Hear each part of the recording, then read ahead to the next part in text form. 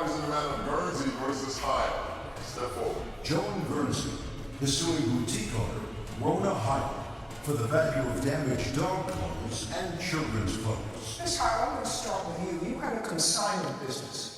Correct. And consignment works, usually people bring in something and they give it a general idea of what it's worth, and you work out a percentage that you get to keep from the sale of the product. That's correct. And when you take possession of that property, it becomes your responsibility to safeguard it. To a certain extent.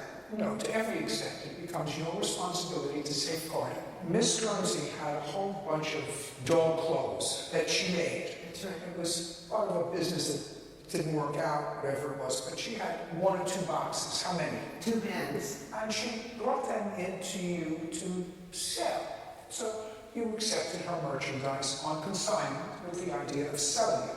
On what date did you accept her property on consignment? I accepted on consignment on July 5th. However, I was clear about the fact that it is still her property. That was I don't in care the what contract. you're clear about. It is, of course, it's her property, but you accepted it on consignment. Therefore, you are responsible. You're not responsible if there was an act of God and the building was taken by an earthquake, flood. It would not be your responsibility. But you're responsible for ordinary care and reasonable care with regard to someone else's property that you have accepted into your custody. I'm telling you that that's what the law is. You're not responsible for natural disaster, but you are, in fact, responsible if your cats use her 2 bins as a litter box. That's your responsibility. It's which not is her what happened. responsibility if the clothes were misrepresented. Just a second.